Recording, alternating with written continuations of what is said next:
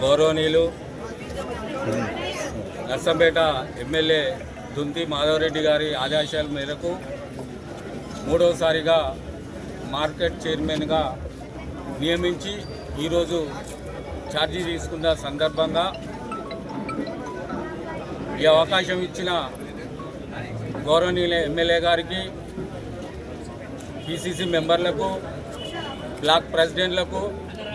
మండల పార్టీ అధ్యక్షులకు, మన కార్యకర్తలందరికీ మరియు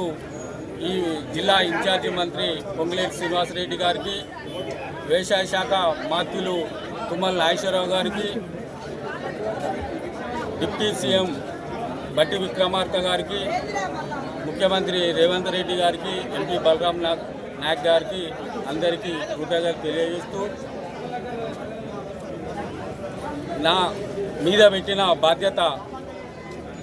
నర్సంపేట నియోజకవర్గంలోని ములుగు నియోజకవర్గం కొత్తగూడలోని ఉన్న రైతులకు ఇళ్లవేళలా అందుబాటు ఉండుకుంటూ మార్కెట్ దినదిన అభివృద్ధి చెందే విధంగా పాటుపడతానని, దానికి సహకరించేందుకు మా పాలకవర్గం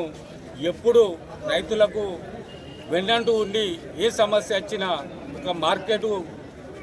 క్రయ విక్రయాలే కాకుండా ఏ సమస్య వచ్చినా వెంటుండి మాధవరెడ్డి గారి ఆదేశాల మేరకు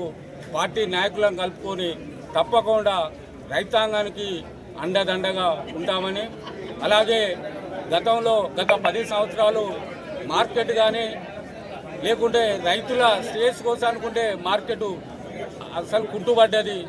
దానికి మార్కెట్ తరఫున మాధవరెడ్డి గారి ఆదేశాల మేరకు వ్యవసాయ శాఖ మంత్రి గారి డిప్యూటీ సీఎం గారిని పట్టుకొని ఎక్కడెక్కడ రైతులకు ఉపయోగపడే మన ఆయకట్టు రోడ్లు తప్పకుండా నిర్మించేందుకు కృషి చేస్తామని, అలాగే ఈ నర్సంపేట మార్కెట్ను మన తెలంగాణ రాష్ట్రంలో ప్రథమంగా ఉంచే విధంగా పార్టీ నాయకుల